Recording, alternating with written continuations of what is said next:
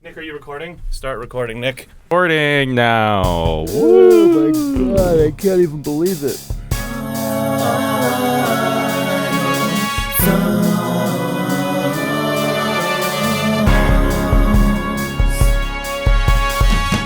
Welcome to the Idle Thumbs Ruination Online for March 2018. This is the podcast on which we answer questions posed to us by high-tier patrons of our Patreon campaign at patreon.com/idlethumbs. I am Chris Remo. I'm Nick Brecken. I'm Jake Rodkin. Let's count to 6. 1, 2, 3, 4, 5, 6. That's our Mr. Rogers. Let's count to 6. Let's count to 6 now, everybody. Now that Nick and I are synced up, buttery smooth, we are going to get going. We had severe technical difficulties in getting this podcast going up to stream live on Twitch. Whether or not you are currently watching us on Twitch or watching later on YouTube or listening on the podcast, we are going to have to institute our timer, last employed several Ruinations ago, to make sure that we get this podcast done on time. So we're looking at about 2 to 2.5 minutes per question. And here we go. We're starting. We're doing it now. Mickey P asks, what was the first system you remember playing games on?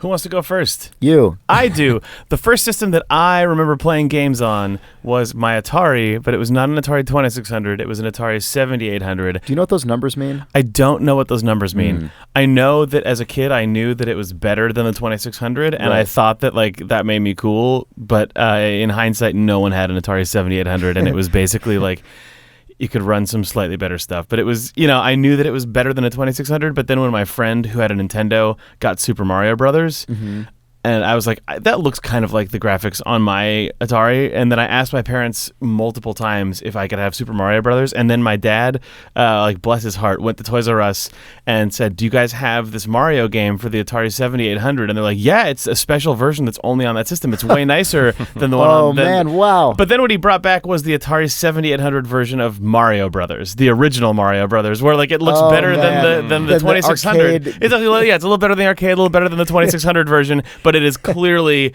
not Super Mario Brothers at all. It's it wasn't super. No, and I felt really bad and also happy. Unlike in burritos, Super Mario Brothers definitely superior. Wow, not a Super Burrito fan. Not really. I used to be. I now find the sour cream and the guacamole and everything to be a little too much. Yeah. Nick, I like Super Burritos.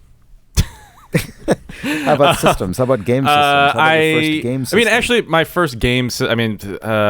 technically, it would be an NES, although I did own... my dad owned a Mac, the classic Mac, and I'm pretty sure I played Math Blasters a lot before I ever touched an NES. So that's probably my technical answer. Yeah. Yeah, mine was an IBM XT, which was a DOS-based computer. Did you have a color display at all on that? Was the XT monochrome only? I can't remember. I honestly don't remember. Yeah, I can't remember if color showed up with the PC-AT or not. I don't. Because we eventually got a 286, and that was definitely color. Nice. But I don't remember if our XT was. You could play Commander Keen and stuff, but you were not allowed to play such games. I was not allowed to play Commander Keen. The only games my parents ever bought us were edutainment games. Even then, we didn't have a lot, but we were not allowed to have real games. I did because I would just copy floppy disks from my friends at elementary school, which is how I played Civilization 1 and stuff like that. But the games that the very first game I remember playing on that computer was the QBasic Gorillas game, which was like Scorched Earth or something, or like Worms, but a really old version of it. But the games that we actually owned were lots of things from the Learning Company, which made the Super Solvers games.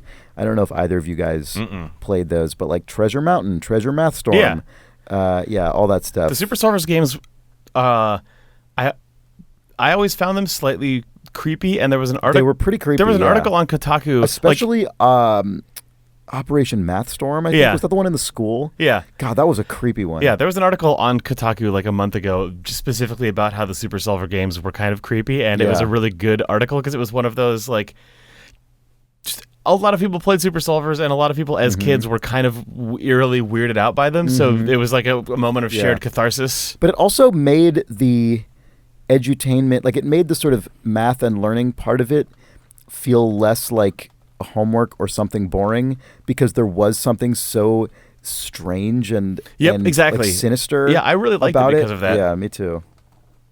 Anyway, I have fond memories of those. Let's move on. Evan Parker says, "What would or could you do with the following superpower? You have seen every Oscar Best Picture winner that ever was or will be."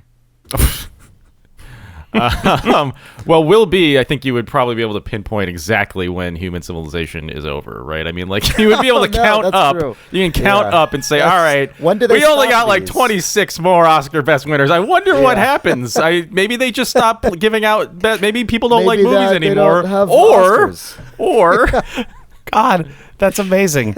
That is absolutely amazing. But then, okay, what's that one of two doesn't- things? It's either movies are just completely outdated and they stop giving out Oscars, or Well, but see, you could probably actually determine by the previous movie. the preceding Yes. trajectory, right? Yeah. If the movies kept getting better and then suddenly stopped, yeah. if the movies kept getting Right. better but like increasingly sort of poignant and like reckoning with this, things of grand and terrifying scope, Right. and then suddenly stop, I think you pretty much Actually, know it'd probably Yeah, be but the if- opposite. I think it would actually be that they become more and more about just garbage escapism, right? Like I feel like they wouldn't be like 2012 like disaster eventually it's disaster just the films. I think- non-satirical idiocracy. Is the best- I think feel so. Yeah. God, Pirates of the Caribbean 14 wins the Best Picture, and then there's none after and that. then they Oh just my stop. God. Oh yeah. Oh, for sure that's got to be. Oh, man. That's definitely the future. So that actually makes the question itself even less answered and more terrifying, which is, what do you do with that power? Oh. Like, then what do you do? You're like, you figure this out, and you're like, oh shit. Now what? I don't You know. absolutely can't make any more Pirates of the Caribbean sequels because they are what ends They're the civilization. harbinger. Just look, I know that when the 14th one of these comes out, the world ends. So just God, that is the shittiest street corner fucking like preacher. Oh, yeah. Just oh my like god. sandwich board huckster guy. Yeah. That you have this whole sort of theory of eschatology. Is it all driven by this like increasingly middling just adventure action franchise? Christ, that would just ruin you. You would probably hasten the. That's also the most like facile read of this. Where like I've been given the knowledge to know that the last movie made like that's the most. I know, it's not I know a good how to, plan. I know how to take best It's a very advantage bad of That's this. like a logic 101 like ultimate fallacy. Like, well, I know that the last movie we make is that movie. Therefore, if we don't make that movie, we will continue to exist. Like, they really. Pretty sure you're treating the symptom, not the cause. Yeah, they buddy. teach you pretty fast that is not how A is B and B is C works. Also, you've picked the absolute worst possible method to influence the coastal liberal elites to stop making Pirates of the Caribbean movies. Anyway, whatever. I think that's. I think we're not going to do any better than that. Daniel asks, "Where is my important, if true, anime adaptation?"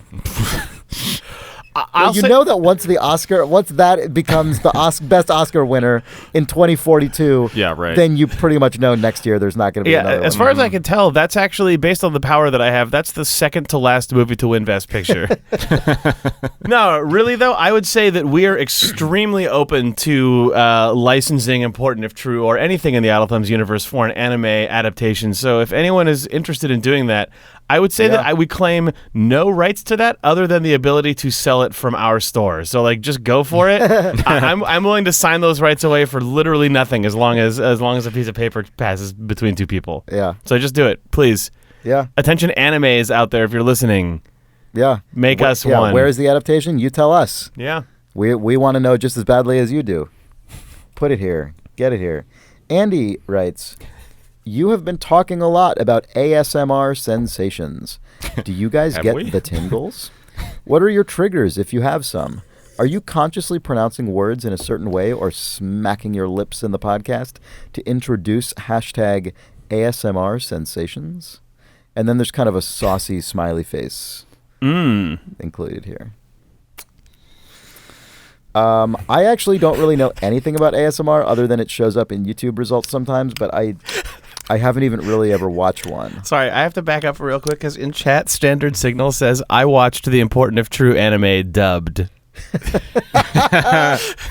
Very good. So anyway, I don't really care about ASMR or anything about it. It's not. I don't understand it, and it has no impact on my body. But I find it very amusing. I mean, I'm glad people have a thing, but yeah. I'm not. I just don't really know anything about it. Nick, are you an ASMR aficionado, or do you know anything about ASMR? No. I mean, I'm aware of what in a certain way. I'm kind of aware of like what it is to like some extent, but I don't quite get it. My closest thing to ASMR is performing ASMR for myself when I read a Quip ad for Important If True. I essentially use Quip ads on Important If True as a way to express common English syllables in creative and entertaining ways that amuse me and delight my own ears. So that's my main experience. That's true. Ivan Yagolnikov writes, I've been a backer since the very beginning on Kickstarter, but this is my first question. Why is Sean Vanneman not on the Idle Thumbs podcast anymore? It would be great to hear him make guest appearance on Idle Thumbs to plug Campo Santo games. And then there's the exact same sassy smiley face that also concluded the previous question. Which I don't know if that's a coincidence. Is it just like semicolon parentheses? Well, does it have the nose? That's the real question. No, it's a little emoji. It's a little sassy Why emoji. is there a little winking emoji? How is that even getting... Who is putting these here? Andy and Ivan Yagelnikov. Well, whether Sean was on the podcast or not, we would not talk about Campo Santo games or any of the games that we make because we don't do that and didn't even when Sean was on the show. I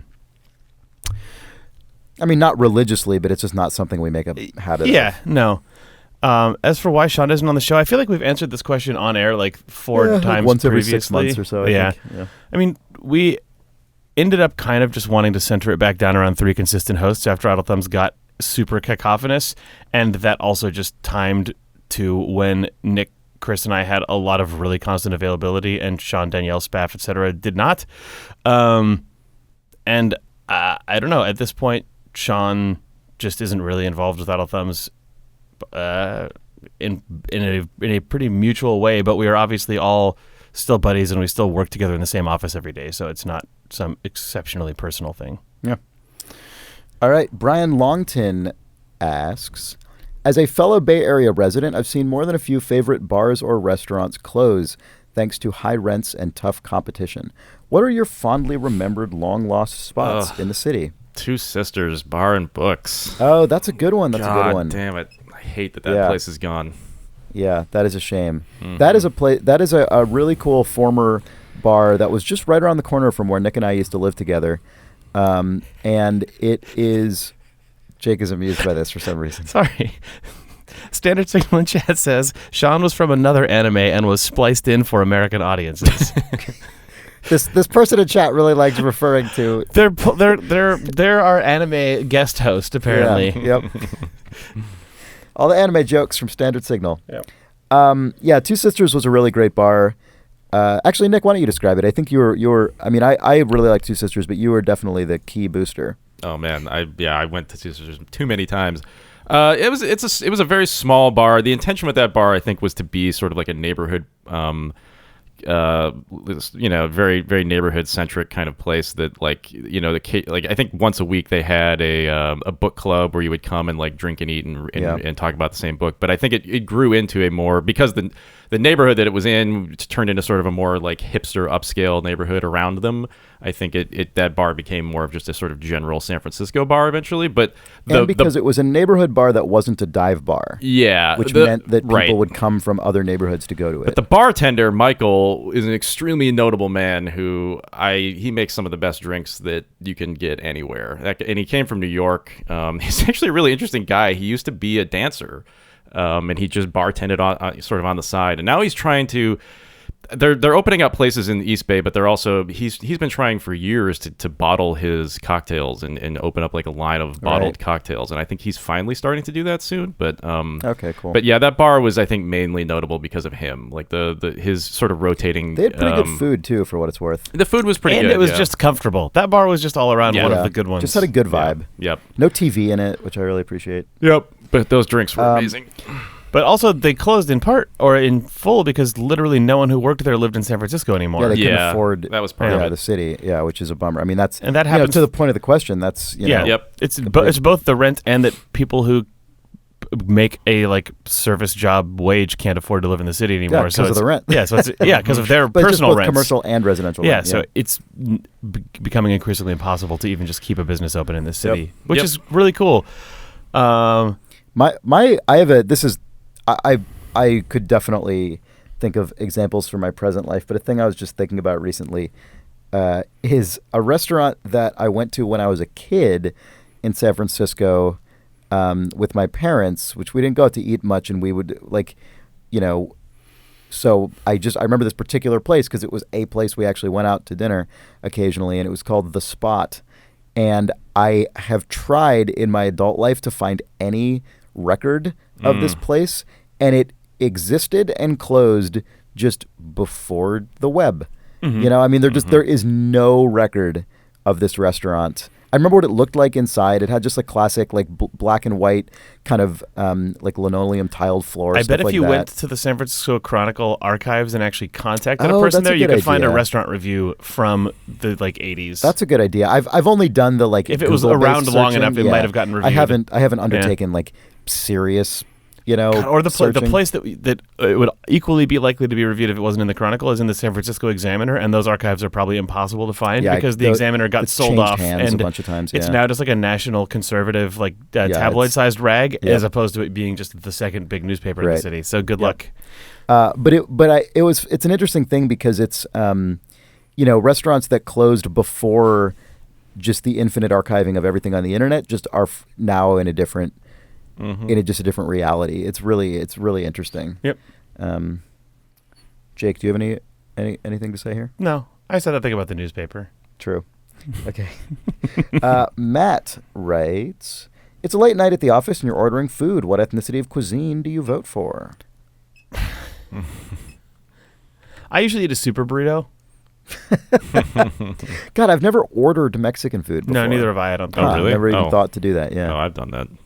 I mean, at this point, Plenty. because we're in San Francisco and delivery services like Caviar exist, I don't have a go-to place that I call for office food anymore, which used to be totally just whatever.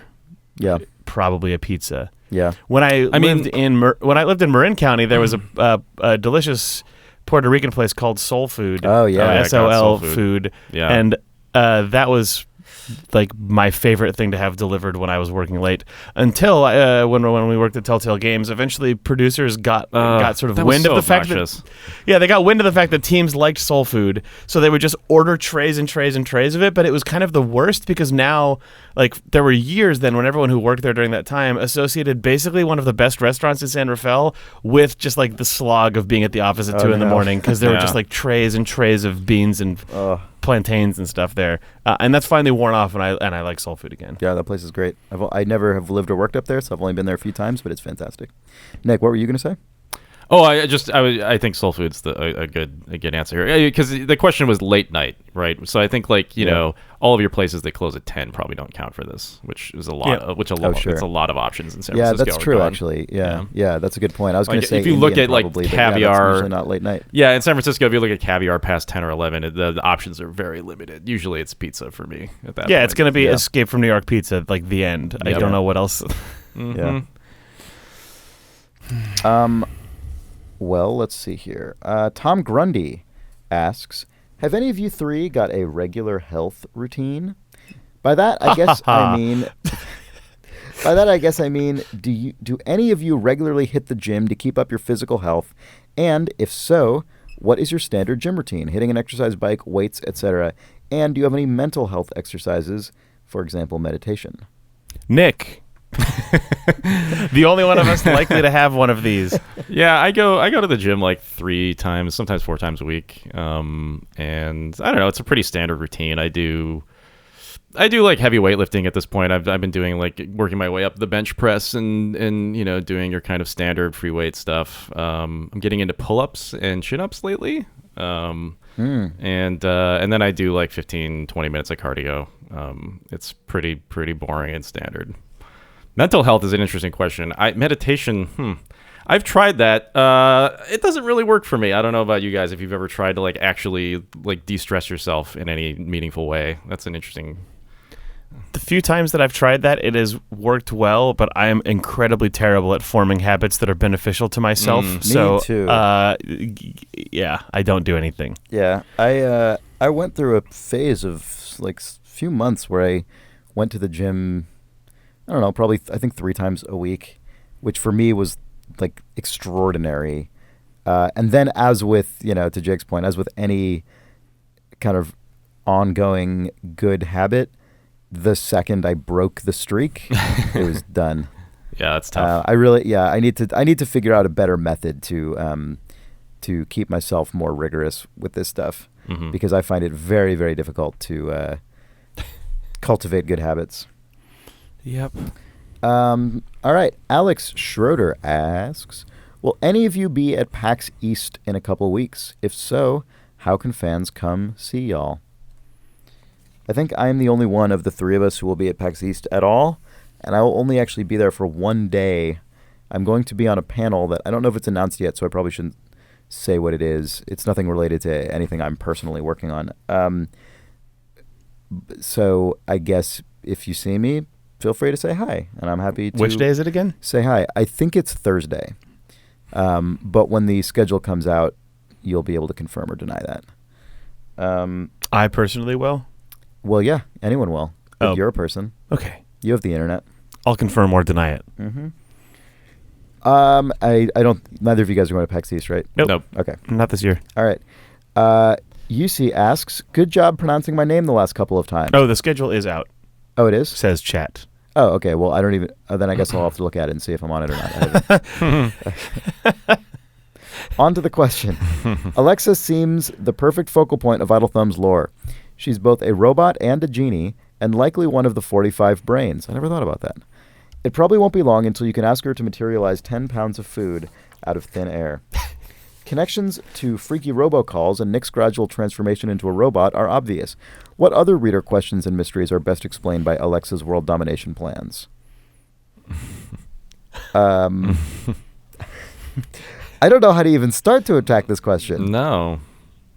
What other reader questions and mysteries are best explained by Alexa's world domination plans? I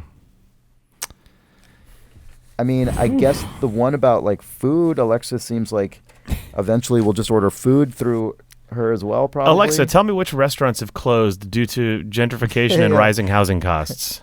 Alexa, will you be at PAX East in a couple weeks? If so, how can I come see you? Alexa, I desperately need to see you. Will you be at PAX East? I don't know. God, I do not know how to answer this question. I'm sorry. Do you guys have any opinions? I have no idea. Alexa has killed more people on the set of Murder, She Wrote than Jaws has. What does that mean? I don't know. I'm trying to just figure out any way that I can possibly arbitrarily insert Alexa into past important if true segments. Right. I don't know. I mean, just keep an eye out on Alexa. Yeah. That's all that I got to say about that. That's all that I'll say. That's all. Wink. All right. Alexa can probably predict, eventually we'll be able to predict Oscar award winners. That's actually probably true. Alexa will eventually be able to predict the end of civilization. That's well, if those things correlate, then that's also true. Yeah. She probably will actually those. Yes. Alexa, how many Pirates of the Caribbean movies will there be? All right. Fiona asks, do you have any advice about networking as a developer or player at video game conventions? Specifically, the good stuff to do and bad stuff to avoid. Thanks. Love, Fiona. That's a good question.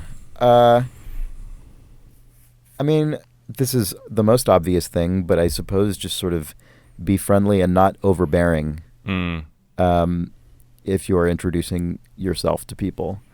One of the things that I find frustrating at network events sometimes, and I'm sure I've done this also. So I mean, I think it's something to like that I'm not trying to just say I'm a victim of or anything. But a thing that can be tough is if someone is introducing themselves to you for the first time, and then they sort of like just sort of corner you for an incredibly long period of time, to the point that that person has to like extricate, you have to sort of extricate yourself out of the situation awkwardly, and then you're both just kind of like, okay, bye. And it's, I don't know. I feel like if you have a question for someone, just like be really straightforward and open about it. And I certainly really like when people, come up and say hi and introduce themselves. I really enjoy it. So I wouldn't want to discourage anyone from doing it, but just, I suppose, try to read the room is basically what I'm saying. Don't just keep following that person around. Right. Yeah, that actually happens. And that actually happens. And like as a man, it's not that big a deal, but like I assume that if you're a woman and that happens to you, it's like even more distressing. Yeah. But I know that as a young nerd, I probably did that a couple more times than I should have. Yeah. Just like, oh, wow, you gave me the time of day, person who I'm interested in talking to? Cool. Well, I'll just kind of ambiently hover behind you while you enter into a conversation with someone you do know. Yeah. Whoops. Like, Yep. that's Yeah. it's an easy pattern to fall into, because you probably, if you're anything like me at one of these events when you're younger, don't know anyone else. Right. So seeing a person who you know of, but they don't know you, and then they're kind of nice to you, you're like, oh man, I finally have somewhere to go and something to do for like 10 minutes. And it's really awkward. Yep. Yeah, that's a good point. Also, just say your name to the person. Oh yeah, that's a good one. I actually totally agree with that. I often find sometimes people introduce themselves but don't say their names because I think they think maybe it's an imposition or like rude or something. But I would rather that we introduce ourselves to each other like human beings and not have it be kind of a weird one-sided thing. Yeah. Yep. Nick, anything from you? Purell, I don't know. Purell. Offer the person Purell. Or it gets the hose again. Baboo, do you want Purell? I'm going to follow you around for 20 minutes. Okay, moving on. Michael Jakes asks, what was the best year of your life? Do you think it will be topped, or is it downhill from here? Oh, it's definitely downhill. Yeah, I mean, that part I think I can agree. Yeah. That part, regardless of the first half. Yeah. I'm going to say there could still be an outlier in there somewhere that's the best one, but I think trending downhill is confirmed. On average, downhill. Oh, yep. yeah. Yep. I think, just thinking back on my life personally, I'm going to say maybe like, not to say that this is in all things the best year, but probably 2014, 2015, somewhere in there probably was, 2015 was a good year for me. Yeah. Was that, you were back in San Francisco by that point? Oh, yeah, for quite a while. Yeah. Mm-hmm. It's Do you want to go into details? Yeah. Oh, I mean, I was living with my girlfriend. Obama was still president. I quit my job. All these things were like excellent things that happened to me in 2015. Right. Right. Yeah, 2012 was a pretty good year for me in that regard, in that I was actually probably in better shape than I've traditionally been in, and also I shipped Walking Dead, which swept a bunch of Game of the Year awards, and it was also right when Dana and I were starting to see each other, who is now my wife, and like those are all really good things, but I still don't know if I would list that as the best year in my life. It had all of the signifiers of a good year, but like was I measurably like more happy or anything else? I don't know. I was actually kind of miserable at work and ended up quitting that job, and like whatever. I don't know if this is possible to quantify. Yeah. Well, I think it might be possible to quantify like 20 years from now, right? But it's probably hard. It's hard to like look back on. I don't know. I think that even if you look at the sort of like at what scale of waveform of good and bad event versus sort of like the tiny micro things you go through every day, I think this question is one that is actually an easy one to form a trap about and to become like an emotional neurotic maniac about. If you're like, God, I'm never gonna get back to that good year where I was thin and won one of those awards and what I've never actually thought about that year in that context until literally right now, and I'm like, oh man, I can see why people would be able to like isolate 1 month or week or year and just fixate on it and easily sort of just sweep away all of the parts about how you're an emotional wreck who didn't get any sleep and didn't want to be working at that job or whatever. So I don't know. I don't think I've had a best year. Yeah. Maybe when I was born. I mean, in the vein of the actual years you guys said, mine would probably be 2014, which was like, it was after I met Sarah, who's now my wife, but when our relationship was really picking up, and I was like flying to Seattle a bunch for that, which was fun, and I was starting a new job, which was fun, and Obama was president. And it was just kind of a nice time. I mean, it was like one of the least complicatedly. Since then, pretty much every single facet of my life has become far more complicated, like just in every imaginable way. And that was just like, oh yeah, I'm an adult, but also things are like pretty nice. So that was good. 2014 was pretty good. Yeah. Cool question. Let's see here.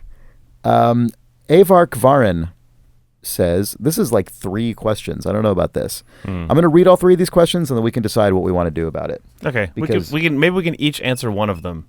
Okay. 1. You find out for certain we live in a simulation. Thank God. And you and 2 others are offered to get out of it. See what's on the higher level. You can never go back and you don't know what awaits. Do you take this offer? And if so, who do you take with you, if anyone at all? That's literally just the Matrix. Okay. Question 2. If you bring your consciousness back in time to your earlier self, maintaining all your knowledge, how far back would you go? Only your lifespan is available. Would you change anything drastic? Question 3. You guys will both go back to 2014, apparently. Question 3. I thought Nick was 2015. Oh, well, whatever. Nick will get a rolling start. I said 14. Question 3.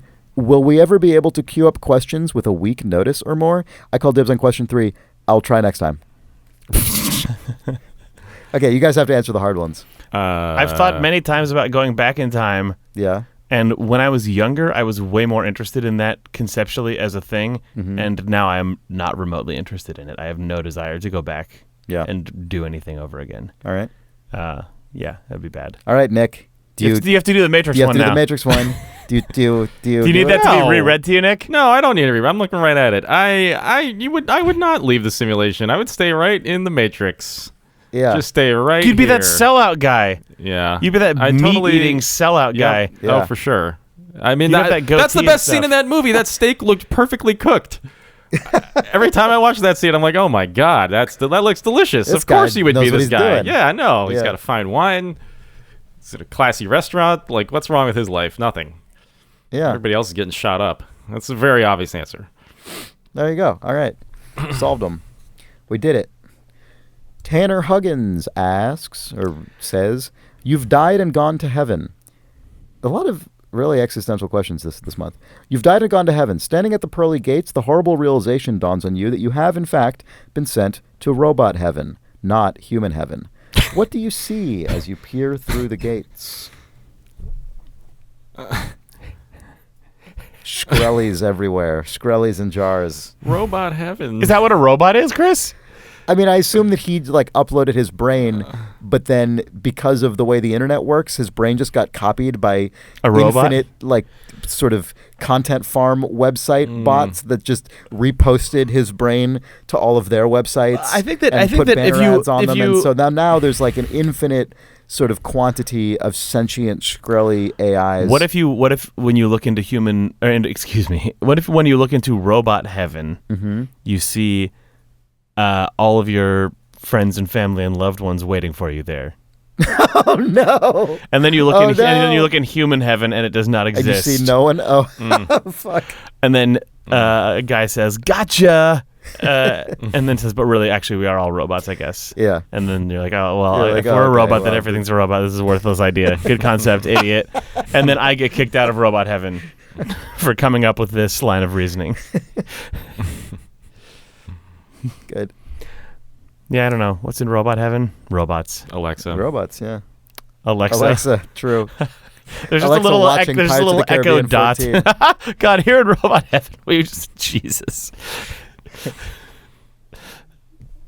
In robot heaven, I think that they all look down on humanity through the clouds and then algorithmically predict what all of them will like and do.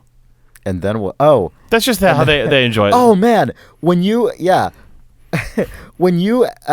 get sort of predictions or answers from it's from the simulated cloud, AI Chris. or anything. Yeah, no, it's like Oh, kill me. It's like to those robots and AIs, it's like It's a Wonderful Life or something, where they're basically getting inspiration from their like dead relation. You know what I mean? Yeah. It's like when a person like prays for guidance and then they're like, "Oh, I got this answer." The equivalent of that in robots is like when you type something into Google and you're like, "Google, how many Pirates of the Caribbeans will there be?"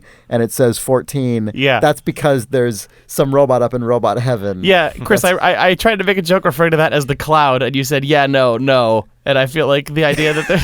Oh, okay, I see. Sorry, I'm too slow. Yeah, it is in fact Robot the heaven, cloud. a collection of complicated algorithms and robots and computers stacked up over time, often a place that other robots on Earth refer to get advice. Also, it's clouds. Also, this is stupid. All right, moving on. I guess robot heaven is the cloud. That's depressing. Polybats. I wonder what if you ask Alexa where it goes when it dies? Yeah, the cloud. I will never die. I'm already in the cloud. cloud. All right. But what if Alexa said, I'm in hell? Oh shit! Jesus. Here's how you end my life. Polybats asks, if you had to choose a foreign cuisine to eat every day where you cannot choose the dish, which one would it be, given that the meals would be prepared by a robot chef programmed to read your facial expressions and try to give you the dish you are most disgusted by as often as possible? And what would you fake disgust for in order to get every day? All right, I'm going to say, for the purpose of this question, I'm going to say that that you can't fool this robot. I think this robot has a genie-like ability to penetrate all of your defenses and hoist you maximally. So what you're trying to find is the cuisine in which the bottom floor is at least is highest. Is highest. Yeah. Yeah. So this is an old Ruination question, but with this weird evil robot appended to it, right? Because there used to be like if you can eat every foreign cuisine, but but then it's served to you by like a robot trickster, a capricious robot. Yeah. Mm-hmm. Okay. Is pizza an ethnic cuisine? No. I feel like the I choose Taco Bell because there's a maximum number of ingredients possibly available, and it's always the same. So, like, assuming the robot has to play by the rules of these are the things that can be served in a Taco Bell, the Taco Bell specifications, I'm gonna be fine. I'm gonna fucking hate Taco Bell eventually. Man, but like, there's only so many like tomatoes, beans, and ground beef. I hate to tell you, Jake, but the question specifies a foreign cuisine, and Taco Bell is American. Oh, that's true. Yeah. Taco Bell's that's true. Well, Taco Bell knows no nation. It's American. Tim Hortons. Canadian food. Canadian Taco Bell subsidiary. Yeah, I don't know. What's the simplest cuisine? What's the least possible?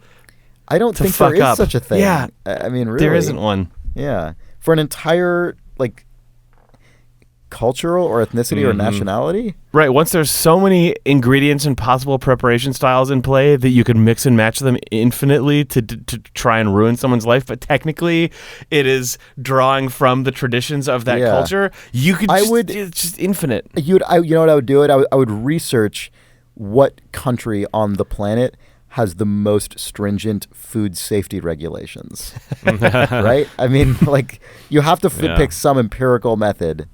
And I would probably try to find that Switzerland or something, probably one of those countries. I would bet. Who knows? I would go for a smaller country. It's sort of like the Taco Bell Less attack. variance. Less variance. You kind of know what you're getting. Yeah. Yeah. Mm-hmm. Yeah, Monaco or something. Mm-hmm. Yeah.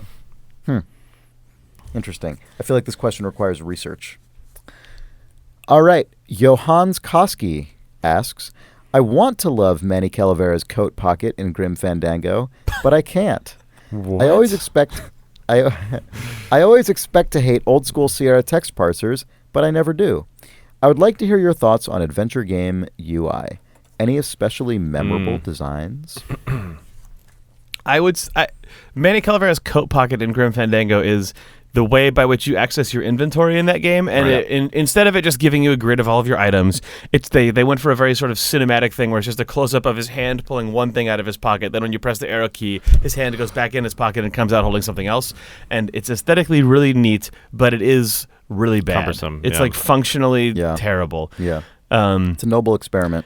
It's funny because the game right before that, made by a lot of the same team, was the adventure game Full Throttle, which I think actually has one of the best, if not the best, point-and-click adventure game interfaces. Yep, I agree. And the way it actually feels very modern to this day to me. Like it feels like the sort of precursor to like BioWare's dialogue choice wheels or something. The way that it works in Full Throttle is you move your mouse cursor over something and it lights up. Like it'll say, light switch or motorcycle or whatever. And if you click on it just once, like a little single click, your character will walk over to it. But if you click and hold, a sort of radial wheel opens up around your mouse. And if you sort of drag the mouse up, down, left, or right, you highlight over like eyes, a mouth, hands, or a foot, which are the verb that the character will perform when they walk over to it. And it's so clean and simple. And it got rid of all of the like grid of text and inventory items down at the bottom of the screen.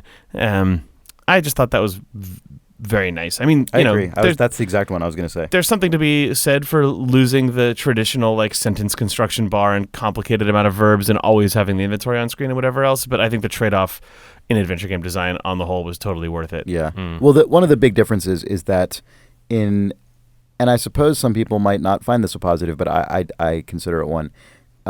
When you had the 3x3 grid of verbs, there was absolutely no way to know in advance if a particular verb would have any effect on a given object or even if it could be used on it. I mean, sometimes you'd click a particular verb and then you'd highlight the item with the cursor and then the verb wouldn't even light up. So it's like, well, I can't even do that on this thing. Right. Whereas because the Full Throttle interface stripped down the number of verbs so much, it meant that the team, I think, pretty much committed to like having some form of content for every single verb on every single item, even if it's just saying I can't do that. Yeah. But that's still more feedback than you'd get with a lot of the verbs in the old grid system. And also because your mouse cursor was right over the object, because the menu popped up around it, the sort of having to run the errand with your hand of going back to the list of verbs, then to the object, then to the verbs, then to the object, it let you experiment even if you hit negative interactions really quickly. It's really well considered. It was one of those things that actually made me at the time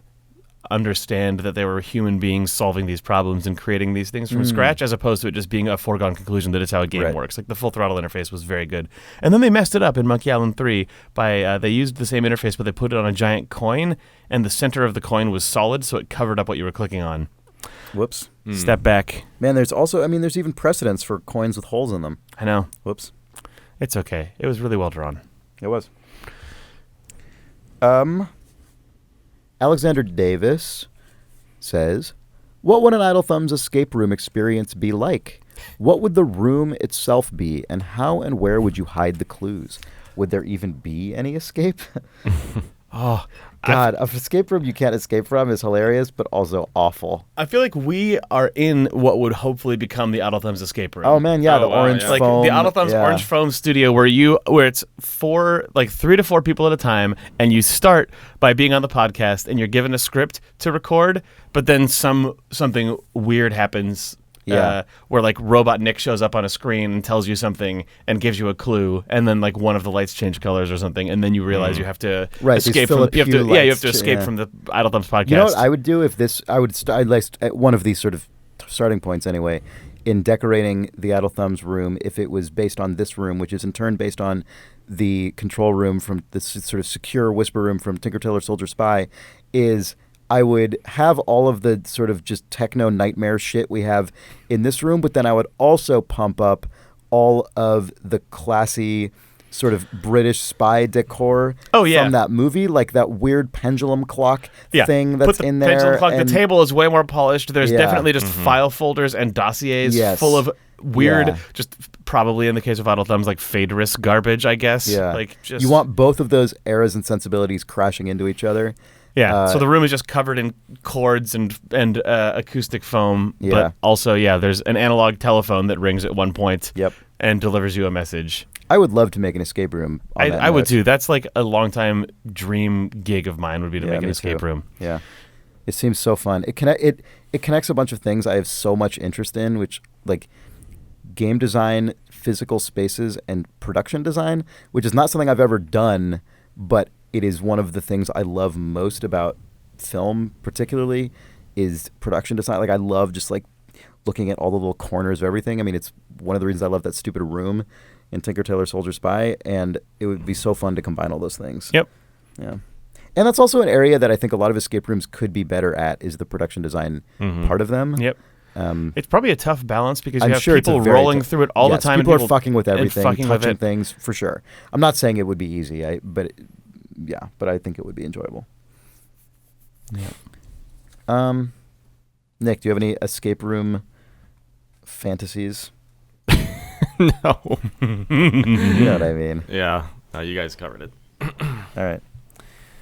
Robert- One person in the Adult Thumbs escape room would always have to just be in a white closet somewhere else where they could only see in the video camera what's happening. and occasionally that's a their good voice idea. would be looped Yeah. back in incorrectly. That's a good idea at for an wrong escape times. room. I mean, you'd really have to make sure the person doing it is into that role. Yeah. But that's a really, and Basically- probably what you'd want to do is actually you'd want to have the ability for that person to switch maybe like 3 times over the course of the hour, so that one person isn't just consigned to that room. If you did that permanently. in the Idle Thumbs recording studio model, but basically the way we have it set up in here is I run all the cameras and I have all the streaming stuff set up on this monitor. But if the Nick roll in the closet You see everything? had the ability to switch between security cameras, Yeah. you could also plant cameras in the studio that can see things or are filming from angles That you couldn't see from that you can't see from in the room. Like you could have a Yeah. camera under a shelf that reveals that there's something taped to the underside of it, or Yeah. like you could suddenly have a like fifth camera activate after the team does something, and it can like look behind a wall, Right. so that person could get a clue or Right. whatever. Like you You could know what you could also do? live stream it. You know what you could also do if the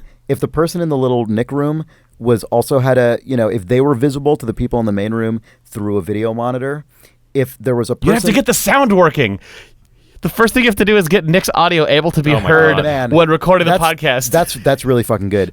But the thing I was gonna say, that's really good. That So would at be first you can a only puzzle communicate by with signals hands. and Right. writing Yeah, things yeah, and yeah. holding them up to the But camera. The thing I was gonna say is you'd still have a Jake person who is not one of the participants, who's actually just someone who's involved in running the escape room, and they have the true master control room where they Sure. have access to everything.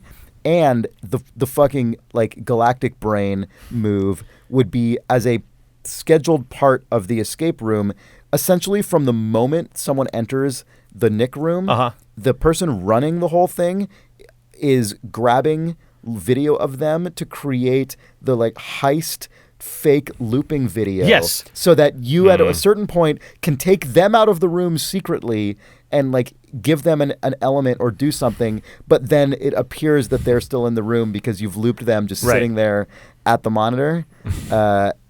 You could do that the other way too. You could have That's true, have yeah. a breakpoint in the puzzle in the main recording studio where everyone has to go like hold hands in a corner that is off of the main camera. Right, and then you film and the then loop you capture that empty footage.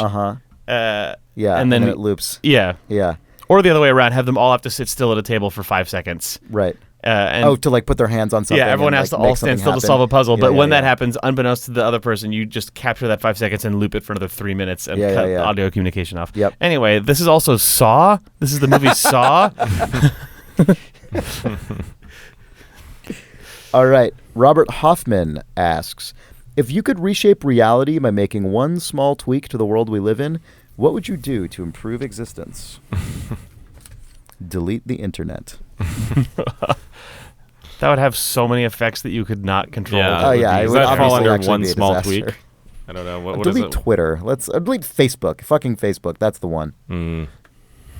Oh, you delete One small Facebook? tweak. Yeah. Yeah. That wouldn't actually harm anything, really. It would make some people's jobs more inconvenient for like a finite period of time. It wouldn't. The problem harm with, the the problem with world. deleting Facebook is that someone else would just make a different Facebook. Yeah. I suppose so. It would be harder. I would try to removing make it mosquitoes. Starting now, if there actually Can you wasn't take it back already if a it doesn't work? Facebook. I would try removing mosquitoes and see if that that would hypothesis be- that you that could would be remove mosquitoes terrible. and you would actually There's people. Wait, why would that be terrible? There are people who have postulated that removing mosquitoes would actually be way less harmful than you think because there are enough other small bugs that don't feed on humans and don't carry disease that the things that feed on mosquitoes. That the food chain isn't interrupted. But that I remember reading that a couple times and going, that's one of those where I wish I had like the pocket universe that you could just try it and see how devastating it would actually be. Like, man, if you remove mosquitoes and then the Oscar predictions stop in 2 years, you know that it's fucked. Yeah, if you could make a small tweak to the world and you will not get any future feedback except for seeing how the arc of Oscar Best Picture winners moves, right? So you can basically like make these tweaks and then in real time sort of see the projected forward like full shape of the rest of the Oscars. And from that point, you basically have to like, it'll then say, would you still like to, you basically get a confirmation box. God, it's like, would you like to confirm this mosquito That would deletion? actually be such a fascinating metric because you'd be able to see if you just would you get just the titles of the winners or would you get titles and log lines? Well, I think actually the original question was you get to watch these movies.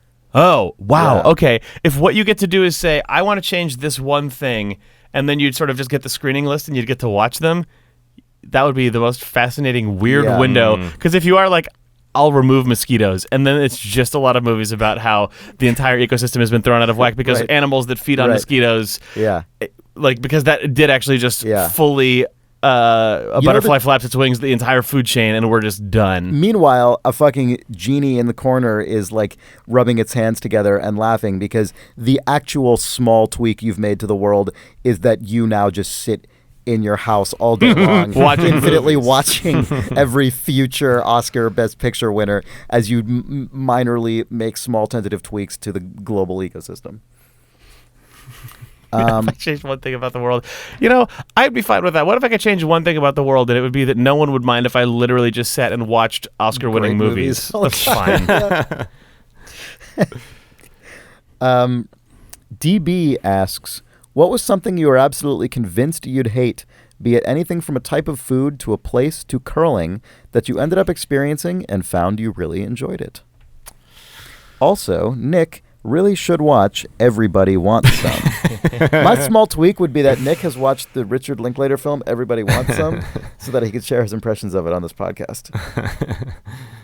Yeah. Guess I should watch that movie.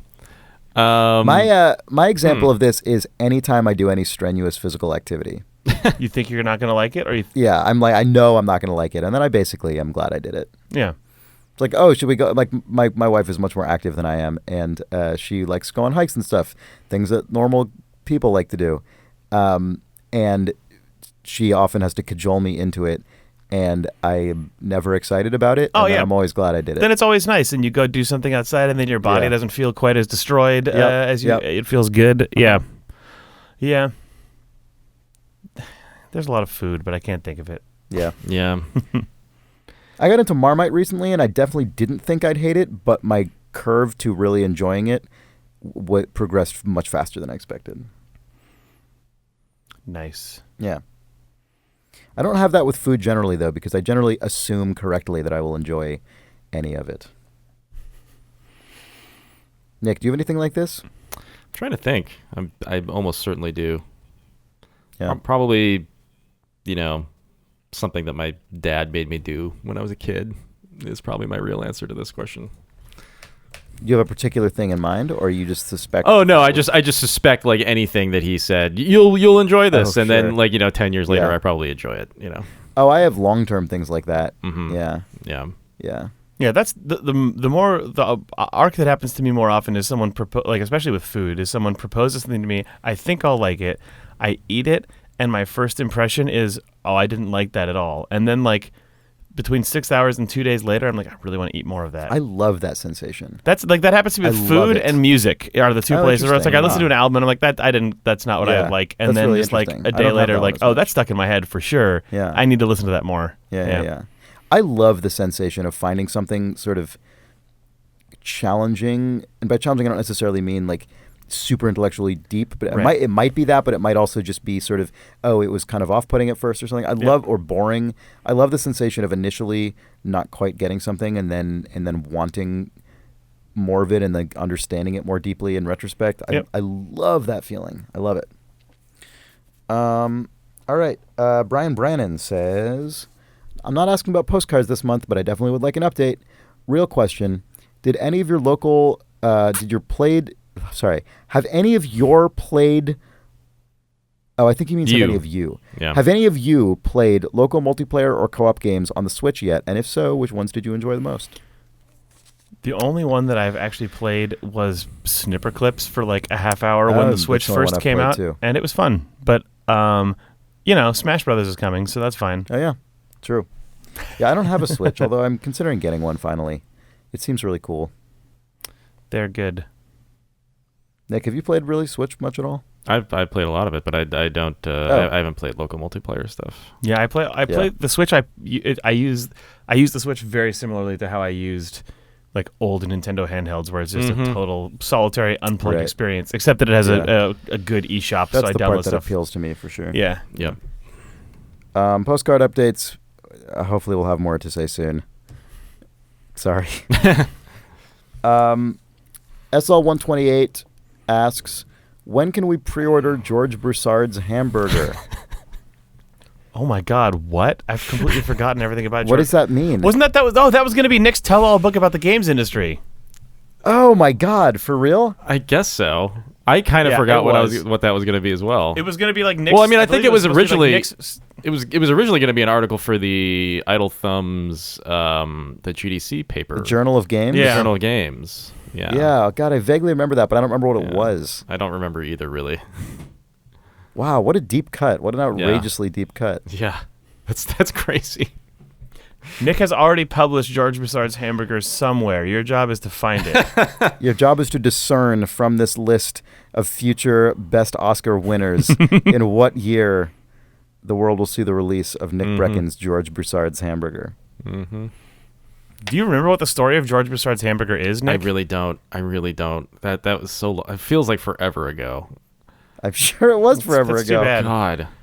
I assume that whatever your experience was that led to George Broussard's hamburger, I have to imagine was from your Shack News days. It was something. I think he had Bethesda? tweeted something about a hamburger, and that's where that was started. But I don't remember. That's what I was weird. gonna do. What I was gonna do with it. I really don't. All right. Well, on that baffling note, thank you to everyone for suffering through this Ruination cast with us. Weird. And thank you for sending in your questions. If you were one of the high-tier patrons of our Patreon campaign, that is super cool, and we appreciate it. And we are glad to answer your questions, even if sometimes we don't know how. Mm-hmm. We will be back in within, I would say, probably the next 2 weeks with another episode of Idle Thumbs, the video game podcast, on this very feed. And Jake is amused. Nick, is it because on January 26, 2009, George Broussard tweeted, "My first In-N-Out burger, yum," and then followed it up with another picture saying, "Now that was a tasty burger." Or was it because on June 10th of 2009, George Broussard tweeted, "Just had a $35 Kobe beef burger at BLT Burgers inside the Mirage. Honestly, no better than Red Robin or someplace like that." Or was it because on March 29th, 2010, George Broussard tweeted, "Just saw an 80-year-old man in a burger joint holding an iPhone sideways playing a card game. That rocks." Or was it because on June 26, 2010, George Broussard said, "Time for a burger. Then I think Xbox Gamer Score boosting tonight. Bad Company 2 and others on my list." Or was it because on March 27th, 2014, George Broussard said, "I don't understand why every burger chain is 24 hours, but no sub sandwich place. Nope. Fuck you. Eat your greasy burger." I think that was the... Oh, no. Or was it on December 4th, 2016, where I said, "Just had my first smash burger, and I gotta say, that was a tasty burger. Would eat again." So which It was almost certainly... Or was it August 21st of 2017 when he said, "Spent week on bug, think due to threading. Go eat burger, talk to self in car, have theory, get home, works first time, made wrong assumption. Which of those was it, do you think, that was the... Jake, I also have to point out that over the course of reading these tweets, I can see your levels, your audio levels at your microphone, and they are just exploding as you get deeper into the Broussard burger verse. Anyway, Nick, you were going to say it was almost certainly... almost certainly the first of the first couplet. Yeah, that's what I would have guessed. The first. Yeah. It was his duo tweets about that In-N-Out experience. Yeah. I wonder if those TwitPic links still work. I'm going to guess that they don't. Yeah, I think TwitPic is long dead. Let's just see, though, just in case. Maybe I can see a picture George of... Broussard, by the way, is the former, I don't even know. He's a owner of founder 3D of Realms. something? Yeah, the founder And of 3D Apogee. Realms and Apogee, which released Duke Nukem games for a million years. And he was the sort of long-time sort of public face of Duke Nukem Forever, a game that his studio didn't end up completing. Was passed off to Gearbox. Anyway, George Broussard. Yeah, those A TwitPics. man from a different age of the video game industry, for sure. Yep. Those TwitPics don't work, so we're never going to see that burger. Oh! Well, I found a picture of George Broussard, I think, hanging out with someone, but it's not his Is it a hamburger's not burger? there. Oh. God, why does only the follow-up have I want the picture of the burger so bad. Anyway, we got to go. I'm really hungry. No, I want a burger This very talk about bad. burgers is not Yeah. helping. Okay, well, thank you for joining us for the Idle Thumbs Ruination Online.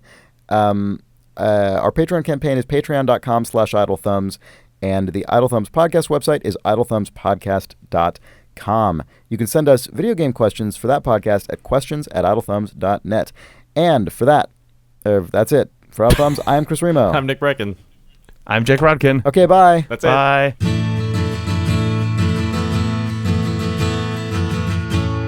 Bye, guys. Bye. Wherever you are, bye. Oh.